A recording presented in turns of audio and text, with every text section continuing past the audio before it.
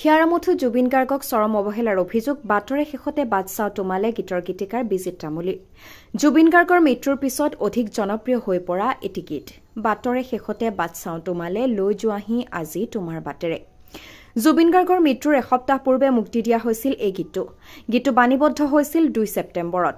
জুবিন গাৰ্গে জীৱনকালত মুক্তি দিয়া এইটো হৈছে শেষৰটো অসমীয়া গীত।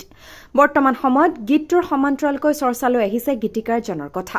উত্তৰ গুৱাহাটী অভয়পুৰ নিবাসী গীতিকাৰ কণ্ঠশিল্পী বিজিত তামুলীয়ে ৰচনা কৰিছিল এই জনপ্ৰিয় গীতটো। গীতৰ কথাই অন্তৰ চুই গৈছে প্ৰতিজন জুবিন অনুৰাগীৰ। মানৱতাৰ কণ্ঠ জুবিন গাৰ্গৰ অনাকাংক্ষিত মৃত্যুত শোকস্তব্ধ গীতিকাৰ বিজিত তামুলীও।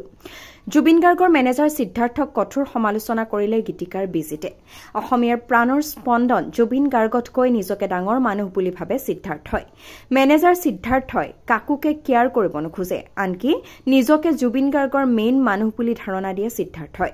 অসমীয়াৰ হিয়াৰ আমঠু জুবিন গাৰ্গক চৰম অৱহেলা কৰাৰ অভিযোগ গীতিকাৰ বিজিত তামুলীৰ।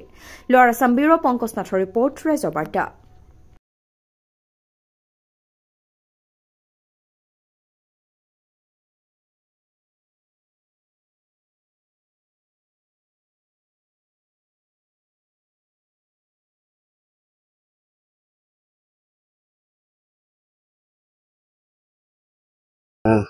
এই যে জুবিন দা হেৰাই গ'ল আমাৰ মাজত, আপুনি কামাক দোষী সাব্যস্ত কৰিব নেকি?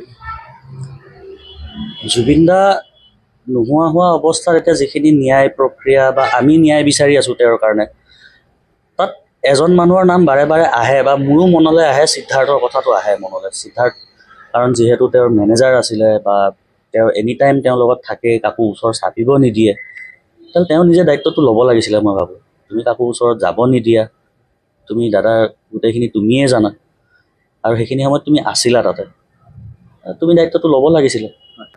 সিদ্ধাৰ্থক পাইছেনে কেতিয়াবা? তেওঁৰ মতে তেওঁৱে জুবিন গাৰ্গৰ মেইন মানুহ, তেওঁ জুবিন গাৰ্গতকৈ ওপৰত বুলিয়ে ভাবে হয়তো নিজকে, আৰু বেলেগ মানুহক ইমান তেওঁ কেয়াৰ নকৰিছিলে। ২-এজনৰ বাহিৰে যোন জুবিন দাৰ বহুত ক্ল'জ, আৰু তেওঁলোকৰ প্ৰতিও যোনবিলাক ক্ল'জ, তেওঁ ইমান হয়তো ভাল ভাৱ নাছিলে তেওঁলোকৰ পৰা মই শুনা মতে।